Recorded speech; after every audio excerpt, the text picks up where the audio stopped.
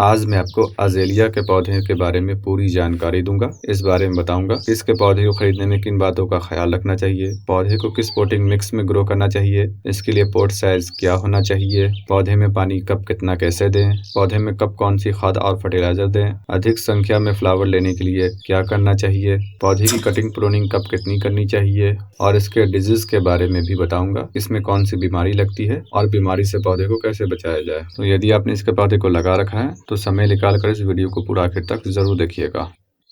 Azalea एक बहुत ही खूबसूरत फ्लावर प्लांट है। इसकी 10,000 से ज्यादा वैरायटीज पूरी दुनिया में पाई जाती है, लेकिन इंडिया, पाकिस्तान और बांग्लादेश जैसे मुल्कों में इसकी कुछ ही वैरायटी आपको देखने को मिलेगी।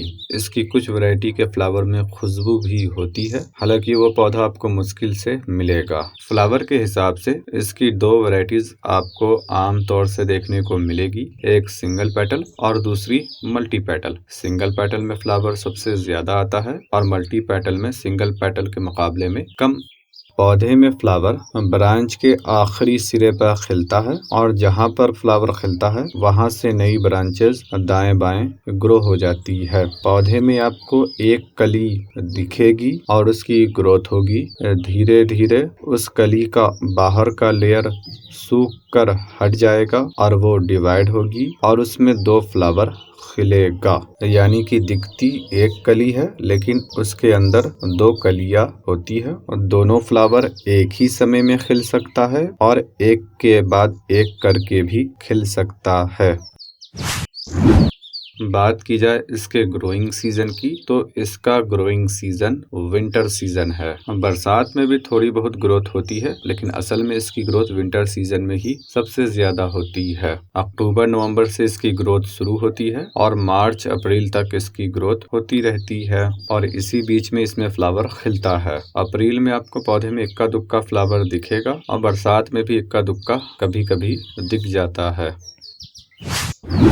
इसके पौधे को खरीदने में कुछ बातों का ख्याल रखना है। सबसे पहला ख्याल रखना है कि पौधा जिस भी पॉली बैग या गमले में लगा हुआ है तो आपको चेक करना है कि उसका वजन कितना है। अगर वजन कम है तो आपको उसी पौधे को लेना है। यदि नर्सरी वाले ने इसके पौधे को मिट्टी युक्त पोटिंग मिक्स में लगा रखा है तो मैं आपको सलाह देता हूँ कि आपको वैसे पौधे को नहीं खरीदना चाहिए। जिस तरीके से हम आप गुलाब, हिबिस्कस और बहुत सारे गर्मी बरसात के सीजनल पौधों को लगाते हैं, वैसे पोटिंग मिक्स में हम इसके पौधे को बिल्कुल भी नहीं लगा सकते हैं। ये पौधा दार्जिलिंग से हमारे पास आता है और यदि आपने इसके पौधे के पोटिंग मिक्स में देखा होगा तो बहुत सारा सूखा पत्ता और पौधे का बार्क और पौधे की ब्रांचेस आपको दिखी होगी। तो यदि इन चीजों में पौधा लगा हुआ है तो आपको उस पौधे को खरीदना है। इस बात का भी ख्याल रखिएगा, जिस भी पॉली बैग और गमले में पौधा लगा होता है तो नर्सरी वाले पॉली बैग में 1-1.5 इंच तक मिट्टी भर देते हैं, जिससे पौधे को एक जगह से दूसरी जगह पर ले जाने में आसानी हो। तो यदि ऊपर में मिट्टी है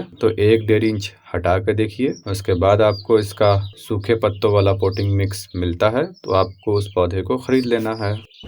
पौधे को खरीदने में इस बात का भी ख्याल रखना है, इसके बहुत ही छोटे पौधे को नहीं खरीदना है। वैसे पौधे को खरीदना है जिसकी ऊंचाई कम से कम 1 फीट हो। ज्यादा से ज्यादा जितना भी हो चलेगा, लेकिन कम से कम 10-12 इंच तो होना ही चाहिए। और अगर पौधे में बहुत सारी ब्रांचेज है तो और बेहतर है, और अगर पौधे का मेन ट्रंक मोटा है तो सबसे बेहतर है। पौधे को खरीदने से पहले देख लीजिए पौधा बिल्कुल हरा भरा होना चाहिए, उसमें फंगल डिजीज ना होना चाहिए। खास तौर से अगर पत्ते में हरियाली की कमी है, पत्ता पीला पड़कर बहुत सारा गिर चुका है और पत्ता मुड़ चुका है तो आपको वैसे पौधे को बिल्कुल भी नहीं खरीदना है, क्योंकि ये निशानी root and crown fungal disease की होती है। और यदि आप इन्फेक्टेड पौधे को खरीदते हैं तो पौधा कुछ टाइम बाद मरने लगेगा। और इस बात का भी ख्याल रखिए, अगर पत्ते पर ब्लैक स्पॉट है और इक्के दुक्के पत्ते पर है तब आप वैसे पौधे को खरीद सकते हैं। हम बात की जाए पौधे की कीमत की तो इसकी कीमत 230 रुपए से शुरू होती है और ज्यादा से ज्यादा 1000-1200 भी चला जा सकता है। ये पौधे की ग्रोथ और उसकी उम्र पर निर्भर करता है। ख्याल रखिएगा, सस्ते में किसी 4-5 इंच के प्लांट को बिल्कुल भी नहीं खरीदना चाहिए, वो सस्ता आगे चलकर बहुत महंगा पड़ जाता है। इसे रिपोर्ट करने में इस बात का ख्याल रखना है, यदि पौधे की जड़ को डिस्टर्ब करके रिपोर्ट करना चाहते हैं, यानी कि उसकी जड़ में से बहुत सारी पोटिंग मिक्स को निकाल कर हटा देना चाहते हैं, तब आपको ये काम दिसंबर और जनवरी के महीने में करना चाहिए। और यदि आप इसके पौधे को जस का तस नर्सरी से लाकर रिपोर्ट करना चाहते हैं, उसके जड़ को बिना डिस्टर्ब किए, तब आप विंटर सीजन के किसी भी महीने में इसे रिपोर्ट कर सकते हैं। ख्याल रखिएगा, गर्मी और बरसात के महीनों में इसे गलती से भी रिपोर्ट नहीं करना चाहिए। जड़ को डिस्टर्ब करके भी रिपोर्ट नहीं करना है और बिना जड़ को डिस्टर्ब किए भी रिपोर्ट नहीं करना है। जिस भी गमले में ये पौधा लगा हुआ हो उसी में छोड़ देना चाहिए। बात की जाए इसके पोटिंग मिक्स की, तो इसके पोटिंग मिक्स को समझने के लिए मैं आपको इसका जड़ दिखलाता हूँ। इसकी जड़ में बाल जितनी बारीक जड़ बहुत ज्यादा है, यानी कि इसकी जड़ सैलो रूट होती है, मोटी जड़ कम होती है और पतली जड़ ज्यादा होती है। तो इसके पोटिंग मिक्स को ऐसा होना चाहिए जो वेल ड्रेन हो और सॉफ्ट हो, और इसके अलावा पोटिंग मिक्स में हल्की हल्की सी नमी रहती हो और साथ ही साथ में मिट्टी एसिडिक हो। इन बहुत सारी खूबियों के कारण इसे आप नॉर्मल पोटिंग मिक्स में, जिसमें हम अपने बहुत सारे पौधों को लगाते हैं, उसमें इसे नहीं लगा सकते हैं। यदि आप नॉर्मल पोटिंग मिक्स में लगाते हैं तो उस पोटिंग मिक्स में आप इसे कुछ टाइम तक तो ग्रो कर पाएंगे, लेकिन ज्यादा समय तक अपने पास नहीं रख पाएंगे, पौधा मरने लगेगा। इसीलिए इसे स्पेशल टाइप के पोटिंग मिक्स की जरूरत पड़ती है। देखिए, नर्सरी वाले ने भी इसे बिल्कुल अलग टाइप के पोटिंग मिक्स में लगाया है, जिसमें मुझे मिट्टी बिल्कुल भी नहीं दिख रही है। जैसा कि मैंने पहले बताया, ये पौधा दार्जिलिंग से आता है और वहाँ पर इसकी ग्रोथ सही तरीके से सालों भर तक होती रहती है। तो देखिए, वहाँ के नर्सरी वाले ने इसे पेड़ पौधों के पत्ते, बार्क और पौधों की ब्रांचेज में लगा रखा है। तो हमें भी इसी टाइप का पोटिंग मिक्स लेना है। इसके लिए पेड़ पौधों के सूखे पत्ते को लेना है, हाफ डिकम्पोज हुए पत्ते को भी लेना है, फुल डिकम्पोज हुए पत्ते को भी लेना है, और साथ में पौधे की बार्क और हाफ डिकम्पोज हुए ब्रांच को भी लेना है। यदि बार्क और पौधे की ब्रांच नहीं है तो आप छोड़ सकते हैं।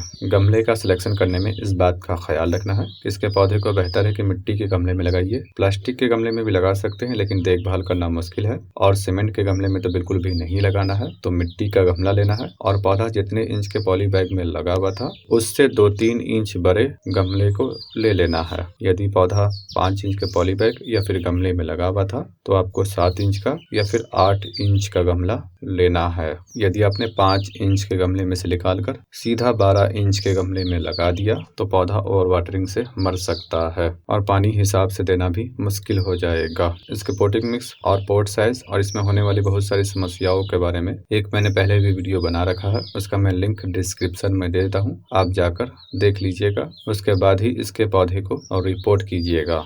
यदि मैं फिर से बताने लगूंगा तो 15-20 मिनट और लग जाएगा, तो एक ही चीज को बार बार बताना सही नहीं है। तो बेहतर है कि उस वीडियो को देख लीजिएगा। मैं डिस्क्रिप्शन में लिंक दे रहा हूँ और एंड स्क्रीन पर भी दे दूंगा।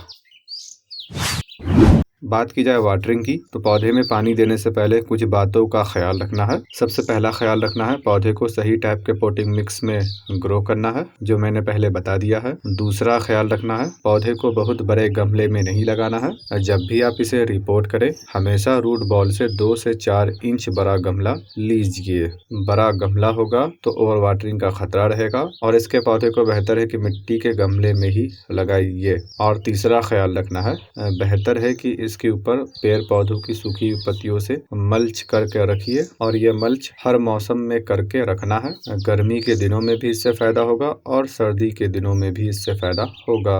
और आखिर में ख्याल रखना है कि पौधे में पानी तभी देना है जब पोटिंग मिक्स 1 से 1.5 इंच सूख जाए, तब आपको पौधे में पानी दे देना है और भरपूर देना है, जिससे थोड़ा पानी ड्रेनेज होल के रास्ते बाहर निकल सके। और इसके ड्रेनेज होल को भी क्लियर रखना है ताकि पानी आसानी से ड्रेन आउट हो जाए।